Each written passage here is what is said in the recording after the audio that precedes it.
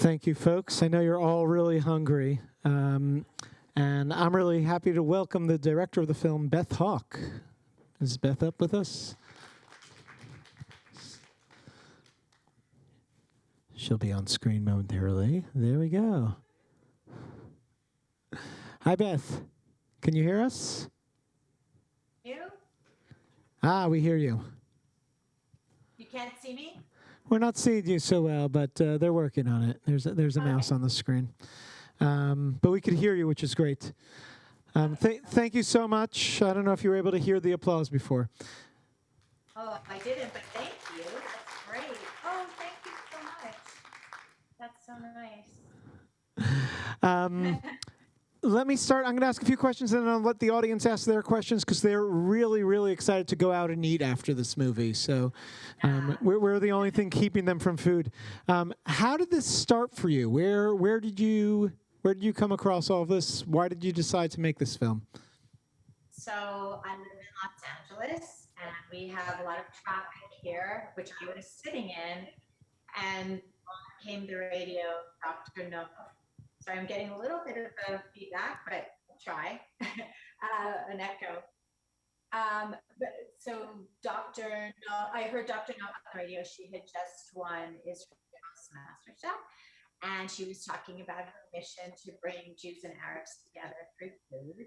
And I said, wow, positive message from the Middle East, food.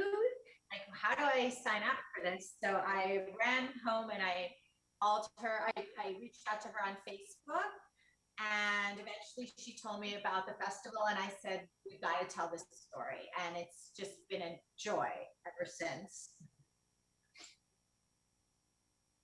Jump to the end of this.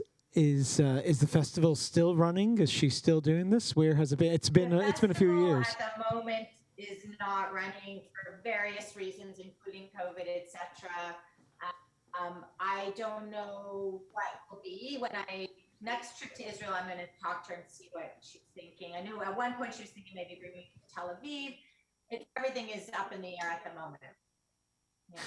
So we're living here in New York, and New York's known for its restaurants and its cuisine as well. And I feel like what I see in this movie blows New York out of the water, blows any city around the world out of the water. This seems unbelievable. Is it as overwhelming as this movie makes it seem?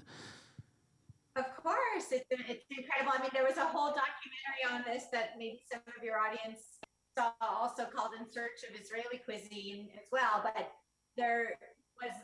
it discussed how amazing the food is in Israel now. And so I got to try food all the time. I got to eat at the festival. It was incredible. What's so cool is we're getting a lot of food porn comments, and all the LA Times is raving about the food porn. And I have Ofer Ben Yehuda to thank for that, who is my cinematographer. He got everything on one take with no stylist, and there would be a plate being made, and I'd say, Ofer, go do your magic, and he would film it from beginning to end at one time. And here we have all these beautiful montages in the film. So it's been incredible. That was going to be my next question, because it really looks amazing, and the food just looks fantastic, and the movie itself, and the dishes are diverse. It's not just like the same. It's not the same hummus over and over again. There's a few hummuses in there, but a lot of other stuff too. I want to ask you two more questions, and then we'll take questions from the audience. What is your favorite dish? What was your favorite restaurant that you went to there? Well, it was all so great. All the restaurants were amazing. All the food was amazing. I don't like to pick favorites because it really was just everything was such an incredible experience. But I do like to say that my favorite dish in the film is Dr. Nof Tamna Ismail's Monty, which are the lamb dumplings, because as she says, when you're open to the cultures of both sides, then your world is more colorful, and the dish was so colorful, and so it's a metaphor for the film for me. Yeah. And finally, of course, the relationships there play such an important role. And was there any follow up there as far as how their relationships continued after the festival? Um, I know before COVID, there was a little bit. I know Shlomi had gone to Ali's restaurant for his birthday.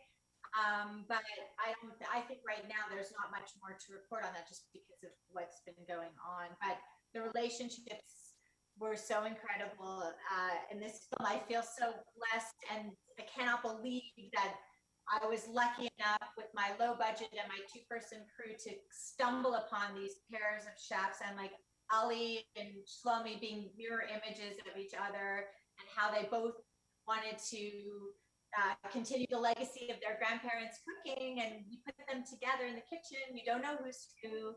There's no labels. There's no politics, and it's just a beautiful story of humanity. It's very good-looking Hollywood characters. I mean, what else can you ask for? I don't know if Hollywood. I don't know if that's where I would go with it, but yes, they're definitely characters. A lot of characters and fabulous characters in the film. I want to allow the audience to ask their questions and be a part of this conversation. So if you have any questions, I can pass you the mic. Just raise your hand right here.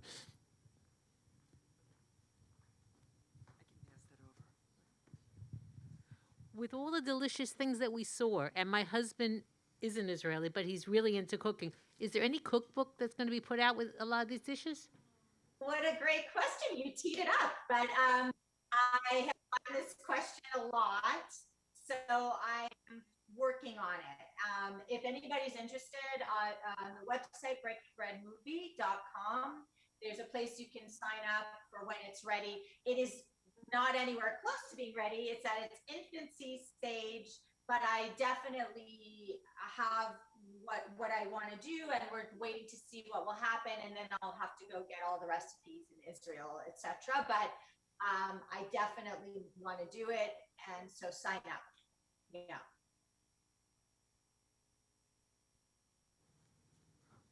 The audience is being shy. Wait, we got one up on top. I'm running up.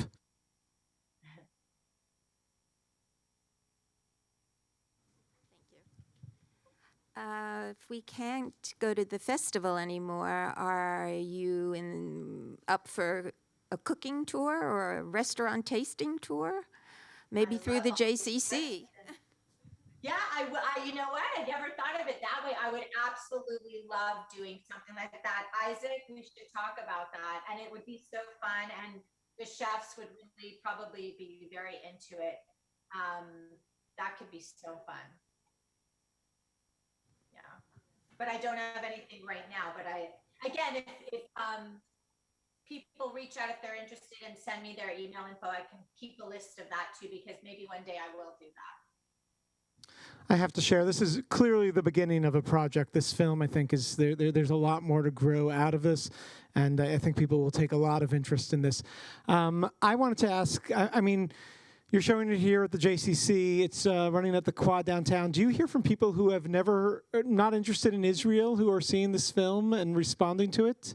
Yeah, I mean, let's talk about this craziness that's been going on that I'm beyond. I can't give enough gratitude for what has happened. So first of all, we won the Audience Award for favorite culinary cinema film at the Napa Valley Film Festival right before COVID. And I promise you that entire audience was foodies and not anything else than that. And I can't understand. I was like shocked that we won, but we were so excited.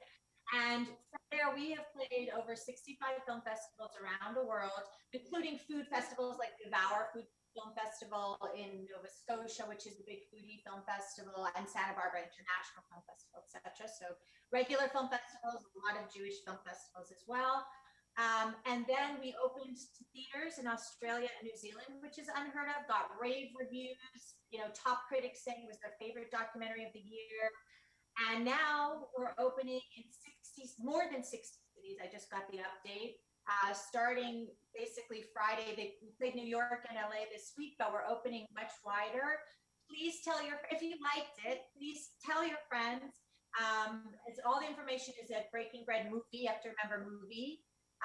Right now, there's just a button that says all cities, and that will take you to the Cohen Media Group website, and then you have to scroll down, but all the cities are there.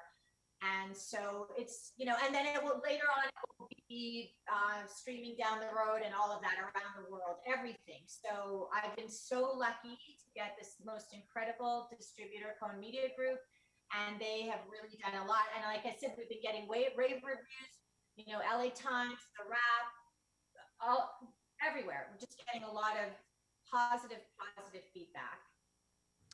And the film's going to continue here in New York at Quad Cinema, so you can tell your friends to see it, even if they're in New York and not in other cities. That would be great. Yeah. Beth, thank you so much. Thank you for this wonderful, delicious film. Thank you. I so appreciate it. Thank you so for much. joining us. Folks, thank you for coming out. We hope to see you at other upcoming screenings. Get home safe and have a good night. Thank you very much.